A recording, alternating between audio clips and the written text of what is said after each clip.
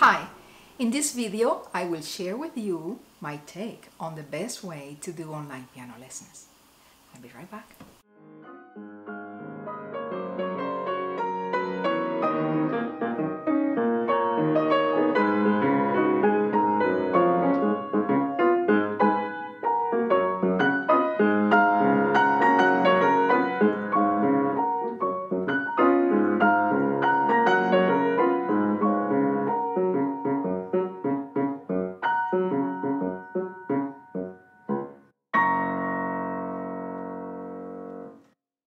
I'm here today to share with you about my research of how to perform an online piano lesson.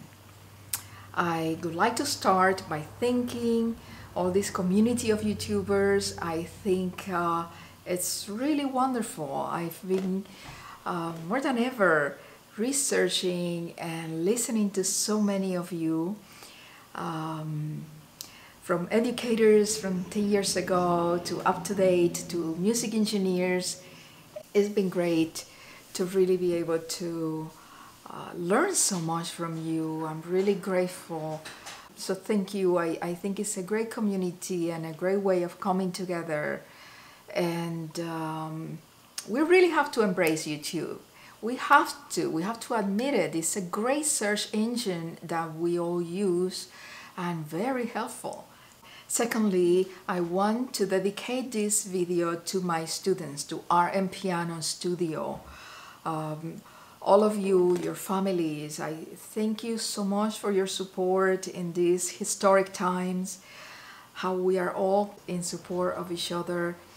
And it's really important to keep music alive, to keep the inspiration alive, and therefore, we need to learn new ways and practice new ways in our lives. So let's get started with this. The very first thing you need to have is a device. I prefer a computer, but a laptop, an iPad. Apple seems to be the preferred brand for musicians and artists alike. So let's keep that in mind. Other than that, it will work. Anything will work. I do have my computer set up here. I tried to get an angle from another camera. I don't have the old high tech on cameras and everything, so hopefully you will see this clearly. But here is the computer. The webcam is up here. So it's important to understand the placement because that will help us tremendously. The visual of being able to identify both hands on the keyboard. So you are here.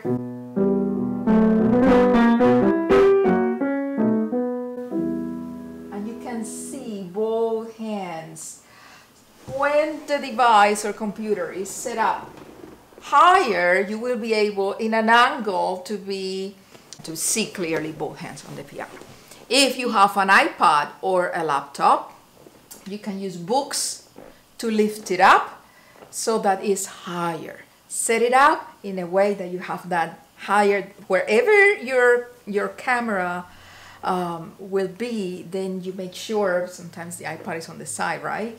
So you make sure you get it high enough so you get that angle. Let's practice all that before our class so that once you start your class, you know exactly what to do. The next thing is to use an Ethernet cable. How do you pronounce Ethernet? Ethernet. An Ethernet cable, which is that one that connects to the modem and then directly to the back of the computer. If you don't have that, I'll have mine. T-shirts you have theirs to provide a better connection. So next thing is a microphone. And as you can see, I have this one, it's quite active. Here I have two microphones going on.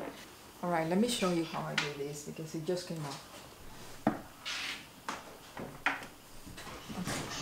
It is a USB microphone and it comes with its own USB cable.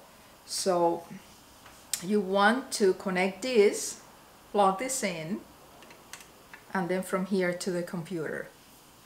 When the front lights are flashing, that means that it's muted. So you have to press it twice to get a solid red light. Then you can, the way it works is not from the top but from the front. You want to set it up on this cardioid mode, which is like an upside down heart. You can see it's the third setting in the back from the left, and that will direct the sound, will capture more the sound from the front and not all the side environment sound, especially if you're in a home. So don't put it too close to the computer. Then the next thing is to make sure that you access the setting of your computer. I have it open here. Go to sound and you will find there Yeti stereo microphone USB input, and then you're good to go. Just like that. So apps to use are very popular, the Zoom or the Skype. All right, so then here I have the Skype open and I am set up with, let me close this. You can see, all of you know this room, you've practiced many times in this room. This is the next door room where I have my keyboard. So you can see the angle of the computer I set up in there. So pretty much that is it for technology, how to get into the streaming part of the class. Other tips I would like to share with students and teachers alike is to be patient. I tend to be a passionate teacher, and sometimes I find it's necessary to make the student feel, and I need to get up and walk and transmit the feeling and whatever they need to experience. I don't think that would be something that will work in this way of teaching. We need to basically take turns and wait for each other to listen, to be able to listen without any freezing interruptions in the stream. So that's one thing to keep in mind. I would say little things like coming closer to the lens, to the camera, if you want to emphasize anything, for the students even to ask a question, it's helpful. Other tips I would like, and especially my students, listen up. I need you to do this before we start classes. So you're going to take your score, the one you're working on, and you will write in your score. I have a pencil here. You know, I always lose my pencils. Where did it go? Where did my pencil go? Oh, here it is. Okay, so what you are going to do is number the measures. 1, 2, every measure with a number, especially the little ones. The older ones or more early intermediate level students could do these from the beginning of every bar instead of actually numbering everything. But make sure you do that, because that way it will save us time and confusion. We could refer to the exact spot we need to work on, exact measure, and it will be very helpful. Next thing would be to use other sources or supplies like chalkboard perhaps, or whiteboard to even write something.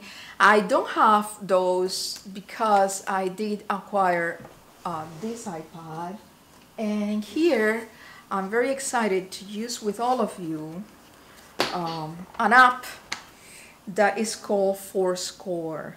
And in this app I already uploaded your music, and I will be able to, it's very simple. On the side of the app you get choice, for instance, all right, let's choose a piece here, melodic phrasing. Okay, some of you are practicing this. So I go here to the side and I go to annotations on the very top bar, and then I get the opportunity to use with this pencil, okay, Apple pencil, to use different colors. There is even a ruler, which I love, this ruler. Let me see, what is the ruler? Here it is. There you go. And then you could, one thing I do a lot with my students is I create a little bit of a flashcard right when I need it as an extra note for them. And they can refer to it, and visually helps with a visual memory as well, especially when they are learning notes or whatever it is they need. Then you press on it and it's gone, and then I keep doing, you know, my treble clef, finish it there. Yeah, this is not too straight, isn't it?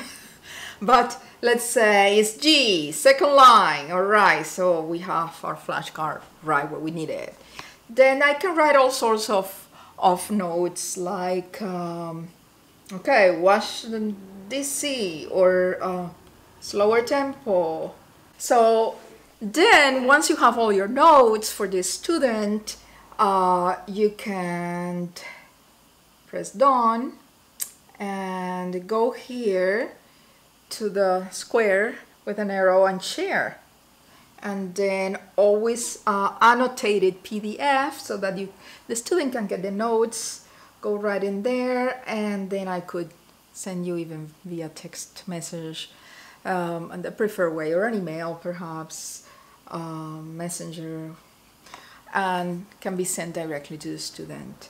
So I am really excited about this because I think it would be very useful. It would make us feel like you still get my notes on the paper. I love to write on the scores for the students because I want them to have the annotations right there in front of them instead of opening another book. I do advise them to get their own practice journal, but not necessarily for me. I do like to write on the score. Perhaps sometimes I use sticky notes if I need to write a little longer, but I want them to see it. We're all too busy, and I need especially busy children to be able to find it all in their music. All right, so this is that. I'll be using this app. So I'll get back to you. I will link everything down from this desk. I found this very beautiful, cool desk. It has wheels on. So what I do is I keep it there, and I roll it all the way here when I'm going to teach. So I am very grateful to all of you, all the families, and to all my students in particular. And this message go out to the world, whoever. I would be very humble if I can be of any service, especially at this time in history with all we're going through. So I thank you deeply, and let's support the arts. Let's keep making music and fill our hearts with hope. Keep safe, keep home. Let's make it happen.